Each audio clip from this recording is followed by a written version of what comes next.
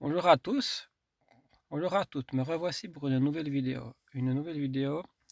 Aujourd'hui, comment reprendre confiance en soi après un burn-out. Comment reprendre confiance en soi après un burn-out?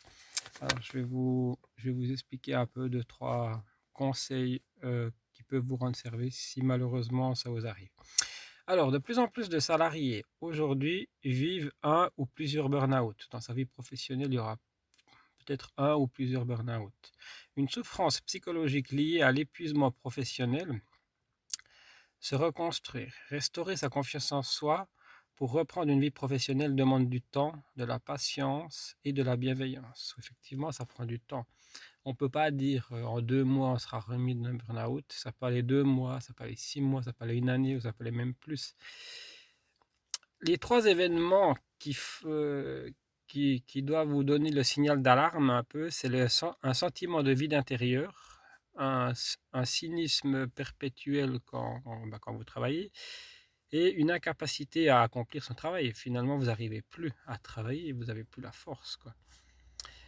Après, les causes, les principales causes du burn-out au travail, c'est quoi? C'est des exigences de travail avec des objectifs irréalistes. Souvent, dans certaines entreprises, on vous donne des objectifs à faire, mais ils ne sont pas réalistes.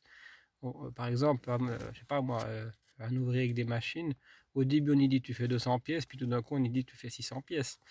Donc voilà, c'est un exemple, hein, j'entends, mais voilà, c'est des choses comme ça où là peut commencer le problème avec le burn-out. Un manque d'autonomie, des mauvaises relations sociales. Alors, mauvaises relations sociales, ça dépend. Tout d'un coup, vous pouvez avoir un collègue qui va changer dans votre groupe et il suffit d'une personne et ça va foutre la merde, hein, je ne peux pas le dire autrement. Une personne qui va tout casser dans votre groupe, qui va casser l'ambiance et puis tout. Et ça peut changer aussi pas mal de choses. Conflit de valeurs, perte de sens de son travail. Oui, alors on ne voit plus on voit plus le sens de notre travail. On se dit mais pourquoi je fais ça?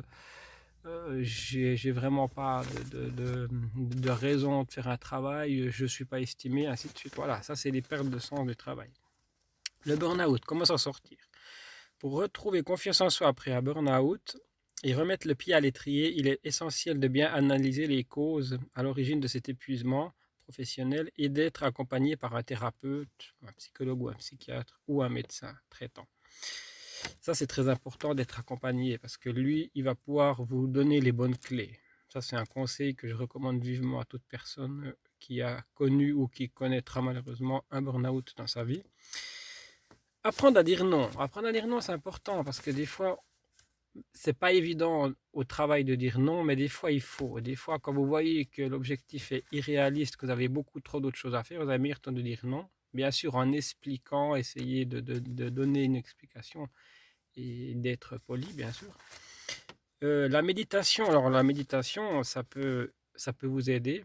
Je reviendrai sur la méditation parce que moi, ça m'a beaucoup aidé. Identifiez vos forces et osez sortir de votre zone de confort. Osez sortir de la zone de confort, c'est qu'on va se dire on ne peut pas le faire, on ne peut pas faire ce travail-là. Ou alors, ou alors vous avez une forte envie de changer de vie, ben profitez. Si c'est quelque chose que vous avez toujours voulu faire, mais que vous vous êtes refusé de faire, ben vous pouvez le faire. Si tout d'un coup, je sais pas, vous avez décidé d'aller garder des moutons, je sais pas où, dans un pays étranger, où ben, ils ont besoin de gardiens de moutons, ben pourquoi pas? Ben, c'est un exemple, mais après, ce que je veux dire par là, si vous voulez changer de vie, dans un sens, le burn-out, ça peut être un tremplin pour vous aider à accomplir ce que vous avez vraiment envie de faire. Parce que peut-être que vous faisiez un métier que pour toucher un salaire, que j'entends que pour vous nourrir, j'entends voilà. Alors peut-être qu'à ce moment-là, c'est une bonne occasion, je trouve aussi, de pouvoir changer de vie. Voilà. La méditation, je vais revenir à la méditation parce que je trouve ça important. Justement, quand vous avez un burn-out ou d'autres problèmes, dépression ou autre, la méditation, ça peut beaucoup aider. Bien sûr, il faut la pratiquer tous les jours, même 10 minutes. Vous avez des méditations en pleine conscience de 10 minutes, vous n'avez pas besoin de faire 3 heures de méditation. Mais si vous vous appliquez chaque jour à faire de la méditation, de la respiration, de la méditation pleine conscience, vous trouvez ça partout sur YouTube, hein, vous tapez méditation pleine conscience, puis vous en avez plein. Avec ça, vous allez pouvoir vous en sortir. Ça va pouvoir vous remettre dans votre fort intérieur, de vivre un peu l'instant présent, puis pas toujours être hyper connecté à tout, au portable, à différentes choses. Donc ça, c'est très important. La méditation, c'est une des clés qui peut vous aider. Après, il y a aussi d'autres clés. Bien sûr, apprendre à dire non au travail, mais bien sûr, on ne peut pas toujours refuser à son patron, non. Mais si vous voyez que les objectifs sont irréalistes, vous pouvez y expliquer, voilà, non, j'ai déjà trop de travail dans tel domaine, dans tel secteur, je ne peux pas encore faire ce travail-là. Expliquer les choses calmement, poliment, et voilà. Ce que j'aimerais aussi dire, parce qu'il y a souvent, j'entends aussi des gens dire, ouais, mais ceux qui finissent en burn-out, c'est parce que c'est des fainéants, ainsi de suite. Non, c'est pas vrai.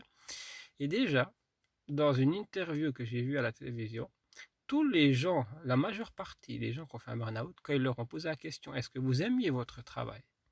Ben, ils ont tous répondu oui, j'aimais mon travail profondément, j'aimais bien. Et malheureusement, bah après, c'est dû à des objectifs, dû à une conjoncture un petit peu différente, quelque chose qui fait que vous vous êtes retrouvé en burn-out. Donc, ce qui est important à dire, c'est que les gens qui finissent en burn-out, c'est souvent des gens qui sont assez perfectionnistes, qui veulent faire leur travail très très bien. C'est loin d'être des fainéants ou voilà. Mais des fois, les gens, ils se disent burn-out ou alors, ouais, on va chez son médecin, je me mets en burn-out. Mais c'est des conneries parce que le vrai burn-out, la personne, elle est vraiment malade. C'est vraiment dû au travail. Mais par contre, ça ne veut pas dire qu'elle n'aime pas le travail qu'elle faisait. Ça peut arriver que vous faites un travail alimentaire parce que vous avez besoin d'argent, mais c'est important de préciser que la personne elle aime son travail. Voilà. Ça, c'est aussi un truc que j'aimerais juste rajouter. Voilà. Alors, merci beaucoup à tous et à toutes de me suivre. Ça me fait super plaisir. Vous êtes toujours nombreux. C'est super. C'est très bien. Merci beaucoup à vous. Et toujours la même chose, ceux qui veulent s'abonner peuvent s'abonner, ceux qui veulent se désabonner peuvent se désabonner. La cloche de notification, vous pouvez l'activer pour avoir toutes les vidéos. Il y a 2 vidéos par semaine, une vidéo développement personnel ou sur le PVR narcissique, ou alors la deuxième vidéo, ça sera spécial cinéma, toujours sur un nouveau film que j'ai trouvé vraiment très bien. Donc voilà, merci beaucoup à tous et à toutes de me suivre, de votre confiance, je suis super content. Et ça marche toujours très bien. Merci, bravo, merci à tous. Bravo à vous d'être là. Et ça me fait vraiment du bien que vous êtes là, tous et toutes, et que vous me suiviez dans mes vidéos. Je suis vraiment hyper content. Plus de 60 vidéos. La semaine prochaine, on sera à 66 vidéos. Voilà. Merci. Bye bye, merci.